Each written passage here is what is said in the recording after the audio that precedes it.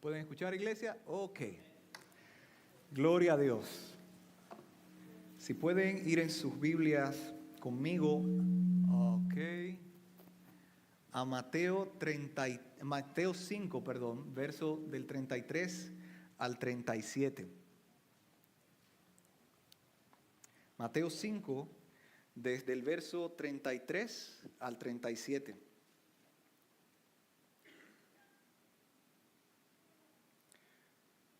Dice así la palabra del Señor. Además, habéis oído que fue dicho a los antiguos: no perjurarás, sino cumplirás al Señor tus juramentos. Pero yo os digo, no juréis en ninguna manera, ni por el cielo, porque es el trono de Dios, ni por la tierra, porque es el estrado de sus pies, ni por Jerusalén, porque es la ciudad del gran rey, ni por tu cabeza jurarás, porque no puedes hacer blanco o negro un solo cabello. Pero sea vuestro hablar sí, sí, no, no, porque lo que es más de esto, del mal procede. ¿Me acompañan orando, iglesia? Oh Señor, ¿cuánto necesitamos de ti? ¿Cuánto necesitamos tu palabra? ¿Cuánto necesitamos, Señor, que tú nos santifiques, que tú nos hables? Señor, creemos precisamente que tu voluntad es nuestra santificación. Y precisamente hoy nos acercamos a ti como iglesia, queriendo que tú nos hables y nos hagas más como Cristo. Que tú, Señor, redargullas nuestro corazón y nos apuntes, Señor, a aquellas áreas que tienen que ser transformadas, que tienen que ser rendidas a ti. Ayúdanos, Señor, a entender lo que tú has inspirado por medio de tu Espíritu y que hoy, Señor, salgamos transformados por tu palabra. En el nombre poderoso de Jesús te lo pedimos. Amén. Pueden sentarse, mis hermanos. Vivimos en un mundo donde la falta de integridad parece haberse vuelto la norma. En la política, por ejemplo, los líderes prometen cambios, prometen reformas, prometen transformaciones en nuestra sociedad que muchas veces no cumplen. No es raro para ninguno de nuestros países. En los negocios, por ejemplo, vemos empresas que anteponen sus intereses económicos sobre la honestidad a sus clientes. Y en la vida cotidiana, en nuestro diario vivir, es común escuchar excusas y promesas vacías y ver el poco esfuerzo que hace la gente para cumplir sus compromisos. En medio de esta realidad, los cristianos enfrentamos la tentación de aceptar este mismo comportamiento. Lo vemos tanto, se hace tan sobrecogedor toda esta multitud de entidades no siendo íntegros, que a veces pensamos que ese es el comportamiento normal, que es la norma. Y somos tentados a ceder a la falta de integridad y olvidar el llamado que nuestro Señor nos ha hecho de vivir en verdad, de vivir siendo veraces, de vivir siendo íntegros. En el Sermón del Monte, Jesús expone principios que caracterizan al reino de Dios. Y precisamente hoy vamos a estar hablando de uno de ellos. Hoy veremos cómo la integridad en nuestras palabras y en nuestros compromisos son fundamentales en el llamado que nuestro Señor Jesucristo nos ha hecho de propagar su evangelio, de proclamar su verdad y de vivir para su gloria. Jesús comienza esta porción que acabamos de leer diciendo a quienes le escuchan: habéis oído que fue dicho a los antiguos. Sigue diciendo: no perjurarás, sino cumplirás al Señor tus juramentos. Él está citando algo que ha sido enseñado. Él conoce que esta audiencia que está recibiendo su mensaje, que el pueblo que le está escuchando, ha escuchado enseñanzas. sobre este tema, que ha escuchado enseñanzas respecto a no jurar en vano y no cumplir, y el peligro de no cumplir nuestros votos, nuestras promesas al Señor. Y Moisés sí había dejado claro en varias ocasiones la importancia de no hacer juramentos en vano y de cumplir todas las promesas hechas a Dios. Aquí algunos ejemplos. Por ejemplo, en Éxodo 27, solamente para que tomen notas. Dice, no tomarás el nombre de Jehová tu Dios en vano, ¿verdad? Lo dicen los mandamientos. En Levíticos 19:12, por ejemplo, dice, no juraréis falsamente por mi nombre, profanando así el nombre de tu Dios. En Números 30, versículo 2, dice, cuando alguno hiciere voto a Jehová, y dice un poquito más adelante, no quebrantará su palabra. Y en Deuteronomio 23, 21 dice, cuando haces voto a Jehová, tu Dios, no tardes en pagarlos. Estos mandamientos son claros. El mensaje es sencillo, es simple. El pueblo de Dios debe ser fiel a sus compromisos con Dios. Eso es lo que estos mandamientos quieren decir. El pueblo de Dios debe ser fiel a sus compromisos con Dios.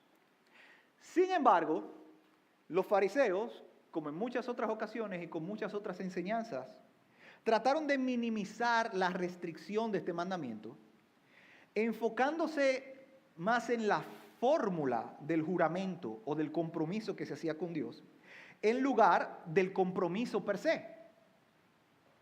Enseñaban, para clarificarles un poco, que solo los juramentos que incluían el nombre de Dios eran obligatorios, mientras que los demás podían tomarse más a la ligera, eran más quebrantables. Y Jesús precisamente criticó esto duramente. Más adelante, en Mateo 23, desde el verso 16 al 22, donde les reprocha a los fariseos su interpretación superficial y vacía, la cual hacía que las promesas se incumplieran o se hicieran promesas sin ninguna intención de cumplirlas. El Señor Jesucristo dice en Mateo 23, del 16 al 22, «Ay de vosotros guías ciegos, que decís, si alguno jura por el templo, no es nada. Pero si alguno jura por el oro del templo, es deudor. Insensatos y ciegos. Porque ¿cuál es mayor, el oro o el templo que santifica al oro? También decís, si alguno jura por el altar, no es nada. Pero si alguno jura por la ofrenda que está sobre él, es deudor. Necios y ciegos. Porque ¿cuál es mayor, la ofrenda o el altar que santifica la ofrenda? Pues el que jura por el altar, jura por él y por todo lo que está sobre él. Y el que jura por el templo, jura por él y por el que lo habita. Y el que jura por el cielo, jura por el trono de Dios y por aquel que está sentado en él. Claramente, la enseñanza de los fariseos, más que motivar, exhortar a la integridad del pueblo y apuntar al carácter fiel de Dios, tenía la intención, mis hermanos, de prefabricar excusas para su propia falta de integridad. Peor aún, estos fariseos crearon un sistema donde la veracidad de sus compromisos dependía de por qué o por quién juraban. De esta forma, podían manipular al pueblo mostrándole supuesta firmeza en sus compromisos a la hora de hacer el compromiso y luego romperlo cuando no le convenía. En otras palabras, cualquiera de estos religiosos, para excusar su falta de veracidad y su falta de compromisos con su juramento, pudiera haberse excusado diciendo, bueno, pero yo no incluí a Dios en mi juramento, entonces puedo romperlo. O decir, bueno, yo juré por el altar del templo. Así que si no cumplo, no es tan serio.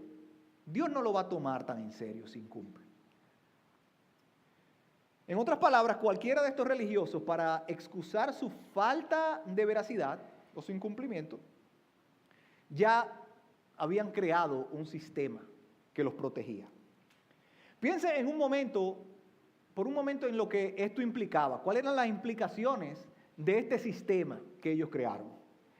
Número uno, a través de este sistema, el concepto de la verdad se diluía. Las palabras perdían peso. Lo que tú decías, ¿verdad?, podía ser debatible, tus compromisos podían ser quebrantados. Pero más importante aún, mis hermanos, a través de este sistema, la palabra de Dios era cuestionada porque aquellos que la predicaban tenían en poco sus propias palabras. Imagínense, si aquel que le está predicando la palabra de Dios, aquel que le está enseñando la palabra de Dios,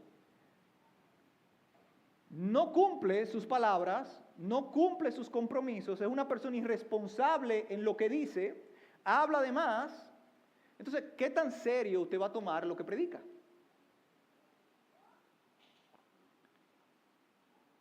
El verso 34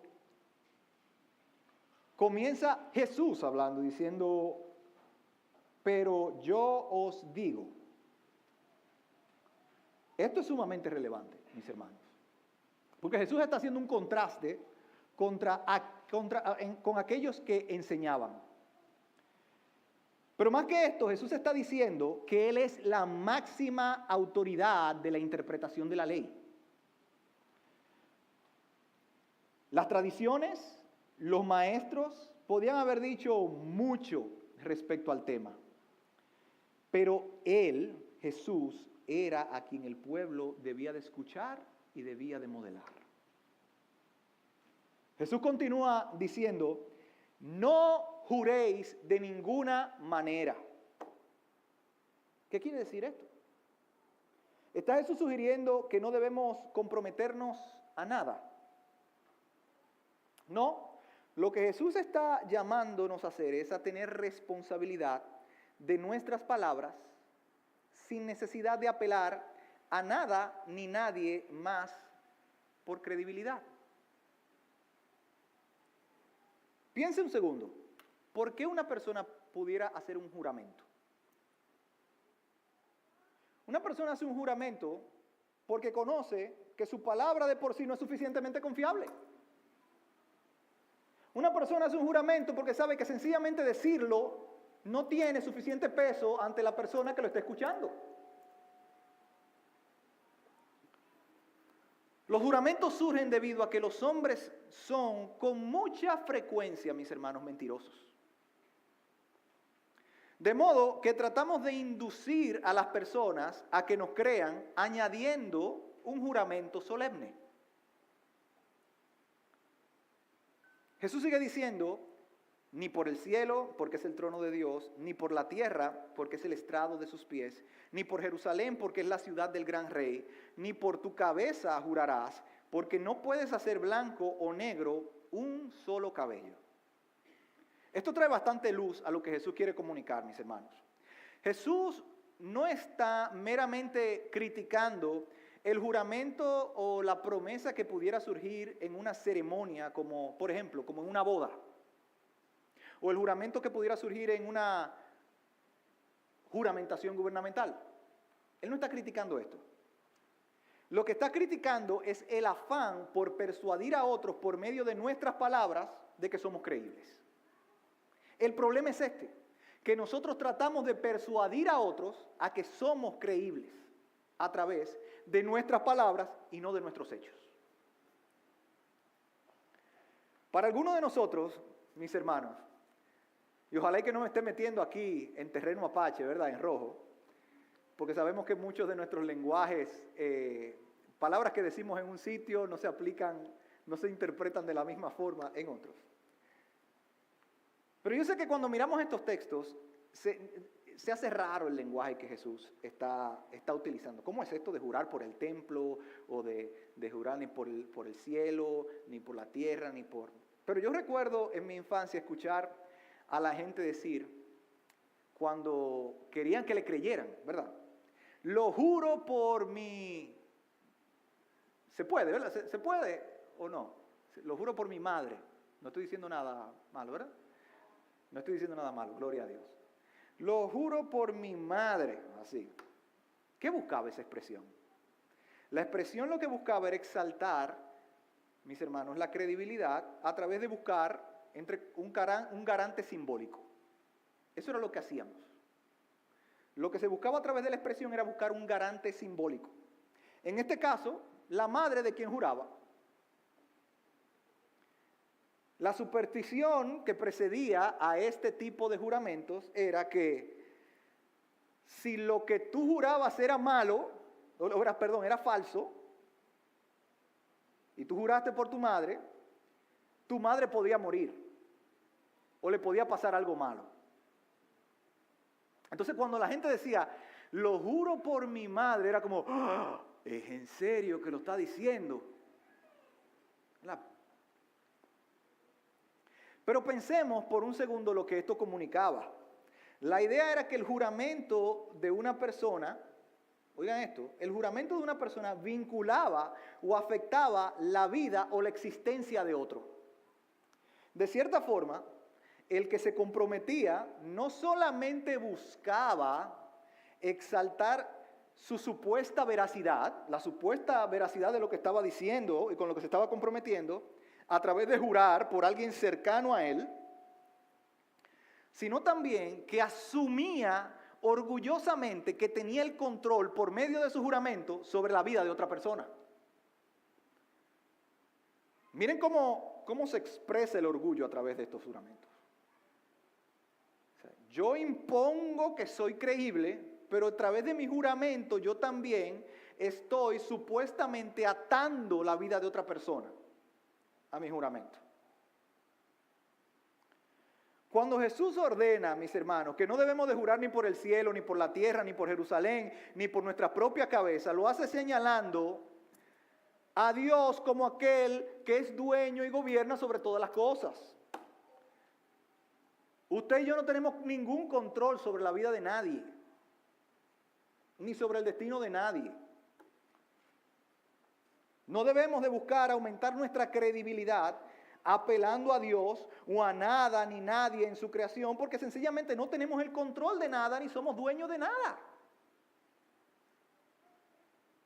Ahora, pudiera con todo esto surgir la pregunta de por qué Cristo hablaría tan ásperamente sobre los juramentos si Dios mismo hizo uso de los juramentos en las Escrituras.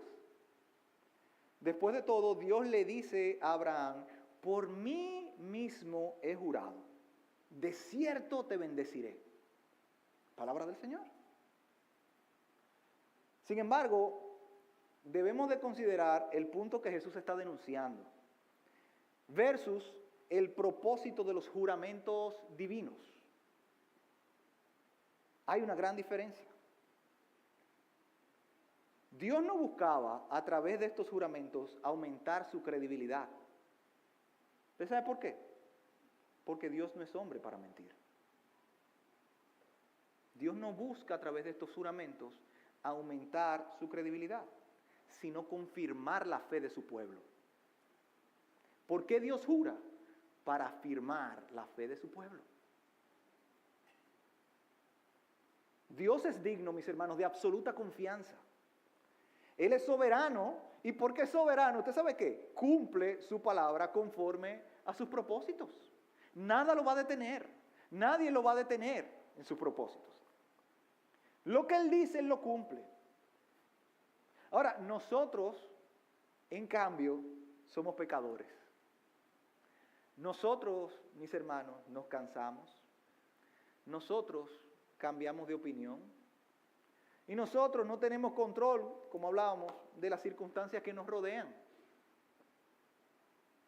Conociendo esto, no deberíamos de buscar aumentar nuestra credibilidad, ni deberíamos de buscar persuadir a otros con nuestras palabras, ni apelando a nada fuera de nosotros. Seamos humildes. Esto es un llamado a la humildad con nuestras palabras. Tenemos que ser humildes, mis hermanos, y no comprometernos más allá de lo que nuestra finitud y nuestras limitaciones humanas nos permiten. Saber hasta qué somos capaces de hacer. Saber nuestros límites. Jesús termina este pasaje diciéndonos entonces de forma clara cómo deben lucir nuestras palabras y en especial cómo debe ser nuestro compromiso con Dios y con los demás. Pero sea vuestro hablar sí, sí, no, no. Porque lo que es más de esto, del mal procede. Al decirnos que nuestro sí sea un verdadero sí y nuestro no un verdadero no, Jesús nos está ordenando a dar valor a nuestras palabras. Ciertamente, mis hermanos, nosotros no tenemos control de nada en la creación y no debemos de buscar inflar nuestra credibilidad con juramentos. Pero lo que sí debemos de hacer, y este es el llamado del Señor a través de este mensaje, es cultivar la veracidad. Y utilizo la palabra cultivar porque lleva tiempo, porque lleva trabajo, porque no se resuelve de la noche a la mañana. Debe de comenzar con un cambio de costumbre en nosotros. Que tú sí sea sí y tú no sea no. Cumple lo que dices. Comprométete con lo que puedes y cumple con lo que te comprometes.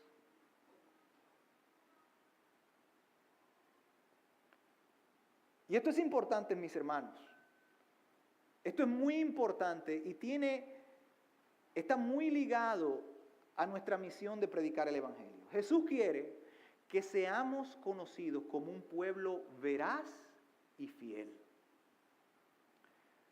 Conocido porque nuestras palabras tienen peso, porque no hablamos a la ligera, porque no nos comprometemos a la ligera, porque sabemos cuándo decir no. Y esto no es para nuestra gloria, esto es para la gloria de Dios. Piensa en esto. Cuando nosotros somos fieles a lo que decimos y con aquello a lo que nos comprometemos, número uno, apuntamos a otros a la fidelidad del Dios que predicamos. Cuando somos fieles, apuntamos a un Dios que es fiel. Dios comunica su amor y su plan redentor, mis hermanos, a través de promesas en la Biblia. Y usted sabe que Él es fiel en cumplir cada una de ellas. ¿Cómo deberíamos de ser nosotros entonces? Deberíamos de ser capaces y dispuestos de cumplir todo aquello con lo cual nos hemos comprometido. ¿Para qué? Para nuestra gloria, para decir, pero Luis Carlos sí es responsable. No, para la gloria de Dios. Para mostrar a un Dios fiel a través de nuestros actos. Número dos, cuando nosotros somos fieles, cuando somos creíbles, cuando somos veraces, apuntamos a Cristo, su Hijo, quien es llamado fiel y verdadero. ¡Wow! ¡Qué nombre este! Fiel y verdadero. Y Él es la encarnación, mis hermanos, de todas las promesas de Dios para con su pueblo. Todas las promesas de Dios, todo lo que Dios ha dicho, encarnado, es Cristo. Y se supone que a Él lo seguimos. Por tanto, ¿no deberían de ser nuestras palabras, nuestros compromisos fieles? Teniendo en cuenta esto, el valor que el mundo ve que le damos a nuestras palabras impacta nuestro testimonio y nuestra predicación del Evangelio. Claramente. ¿Cómo crees tú que tu familia, tus hijos, compañeros de trabajo, vecinos, tu comunidad en general, quienes te ven en el día a día, perciben el Evangelio que tú les predicas, si eres una persona que no cumples con tus compromisos? ¿Cómo lo perciben?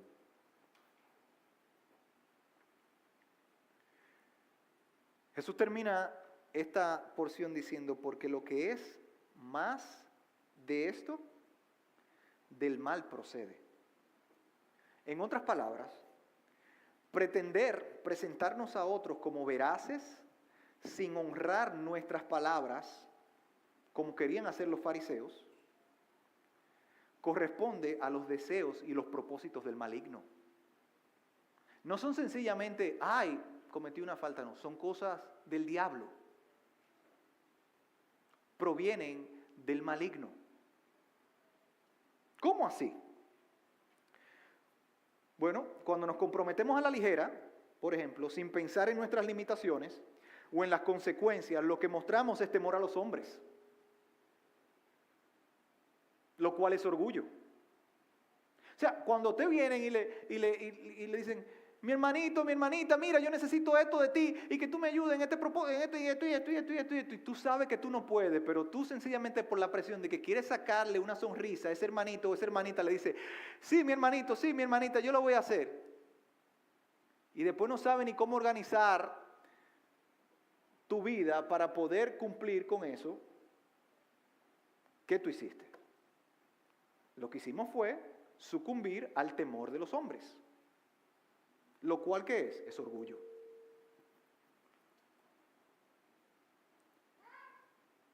Dos, cuando tratamos de inflar nuestra credibilidad, sea a través de juramentos, de promesas o apelando a algo o a alguien fuera de nosotros mismos, ponemos por encima de la verdad nuestro deseo de ser aceptado por los hombres. Lo cual es, ¿qué? Orgullo. O sea, cuando yo digo, yo te juro, óyeme, yo estoy para eso y yo lo voy a hacer, óyeme, no te preocupes. Y tratamos de verdad, de que la gente entienda que si yo voy a hacer, la idea es esta, lo que tú quieres transmitir es, yo soy responsable, entiéndelo. Al final de cuentas, cuando tú tratas con tus palabras de persuadir a la persona de que tú eres más, lo que últimamente estás haciendo es un acto de exaltación a ti mismo. ¿Qué es qué? Orgullo. Cuando dejamos, mis hermanos, entonces, de cumplir aquello por lo cual nos comprometemos, entonces diluimos la verdad. Porque ya la gente percibe lo que decimos con menos peso, con menos valor.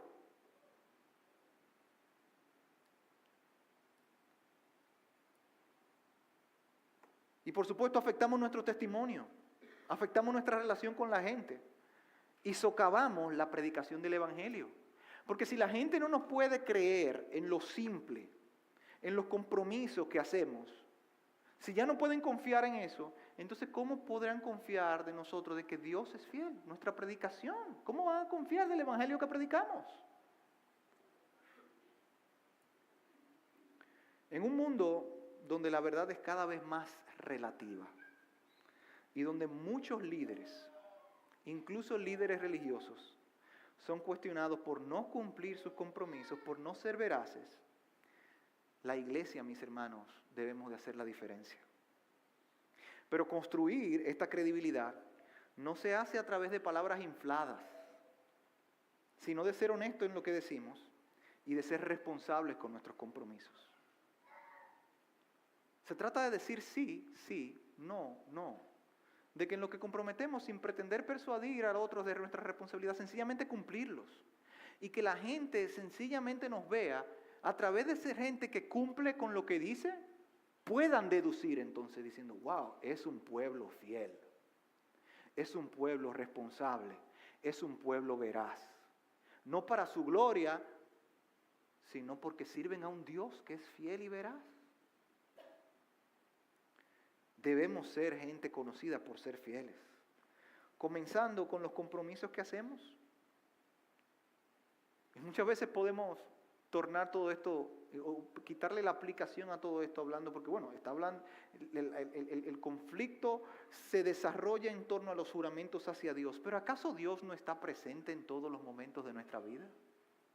¿Acaso Dios no es testigo de todo lo que hacemos y de todos los compromisos que los cuales tomamos? Dios es testigo. Dios está presente en cada una de nuestras palabras. Y a través de nuestras palabras, no tomadas a la ligera, nosotros le glorificamos. O, cuando malutilizamos nuestras palabras, socavamos el Evangelio. Quiero dejarlo con este último pensamiento. Predicar la verdad de Cristo requiere que seamos humildes en reconocer nuestras limitaciones, que seamos honestos y que seamos veraces con nuestros compromisos. Quiero dejarlo con aplicaciones que podemos hacer. Puede ser que después de este mensaje tú te sientas confrontado, te sientas mal, te sientas a lo mejor culpable. Porque tú, a lo mejor, igual que yo he pecado de esto. Yo he pecado de hablar a la ligera y de comprometerme a la ligera. Y he quedado mal.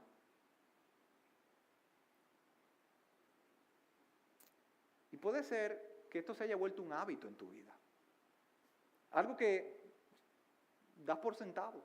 O de lo cual no estabas percatado, vamos a decirlo así. Antes que darte cualquier consejo práctico, yo quiero animarte hoy, mi hermano, mi hermana que estás aquí, a que tú mires a Cristo. A que miremos a Cristo juntos. Mis hermanos, Cristo es la palabra de Dios encarnada.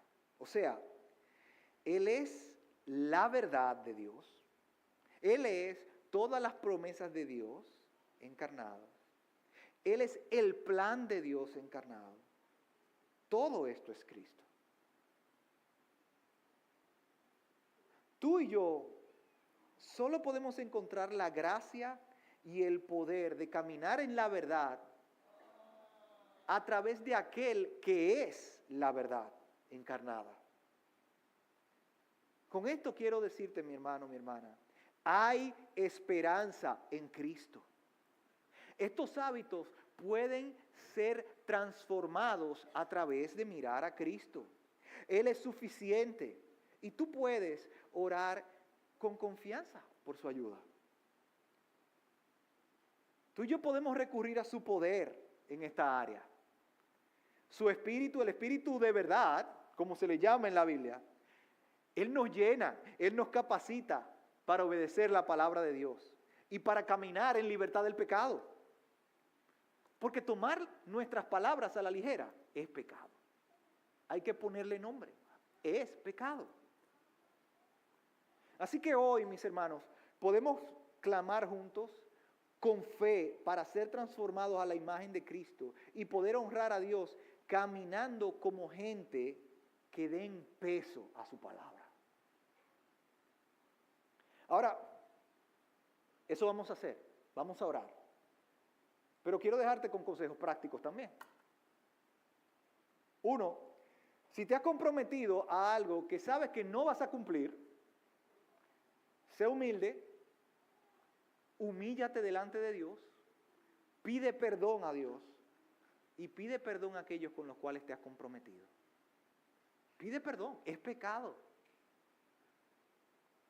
2, piensa antes de comprometerte. No te comprometas a todo. Hello, no te comprometas a todo. Haz un ejercicio de humildad contigo mismo diciendo no. Diciéndote no. Aún aquellas cosas que deseas, pero sabes que no puedes. 3, sé realista en tus expectativas de ti mismo. Comprométete solo en aquello que puedes, siempre y cuando tomes en cuenta tus prioridades.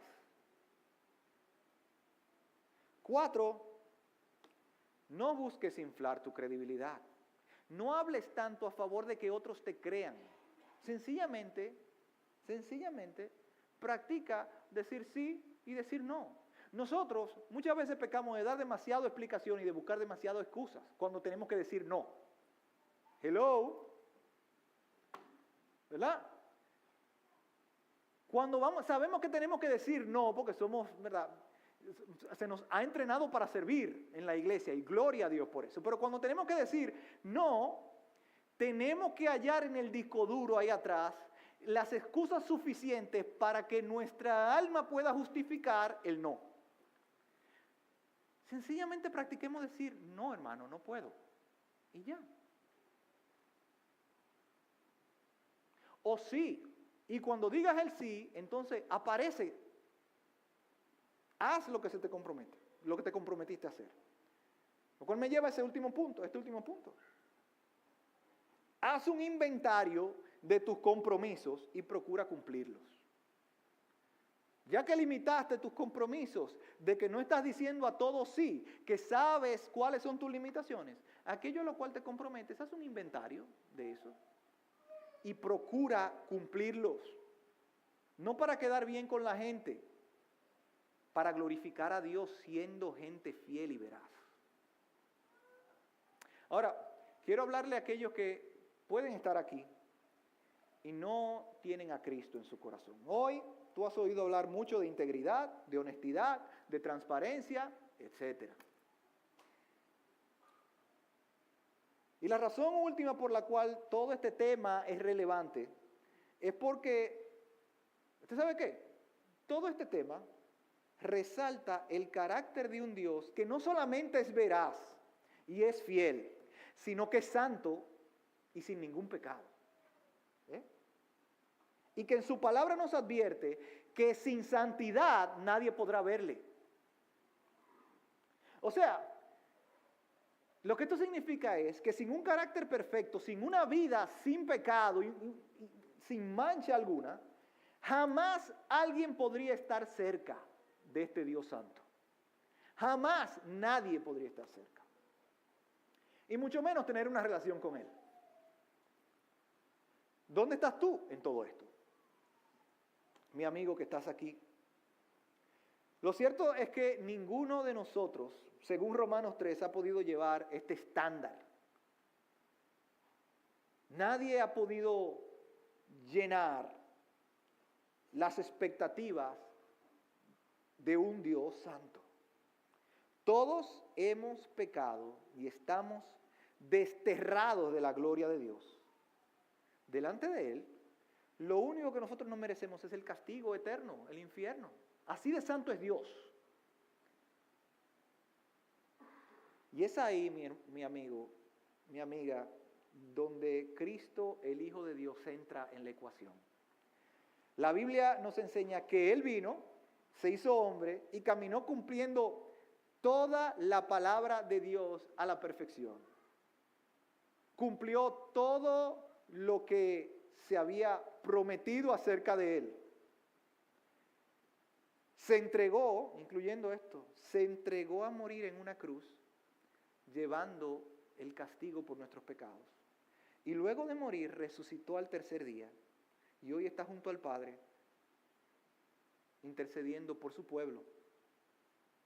Y la Biblia nos enseña que por medio de confiar en Él y arrepentirnos de nuestros pecados, somos libres del justo castigo eterno que nosotros nos merecemos. ¿Quieres comenzar tú a ser honesto y a ser íntegro, como lo demanda la palabra de Dios? Comienza siendo honesto con tu propia condición. Comienza siendo honesto contigo mismo y para con Dios, y reconociendo que lo que más necesitas es su perdón y su gracia. Si ese eres tú que estás aquí y reconoces tu necesidad de Cristo, no dudes en acercarte a nosotros al final para que podamos orar por ti. Oremos, mis hermanos.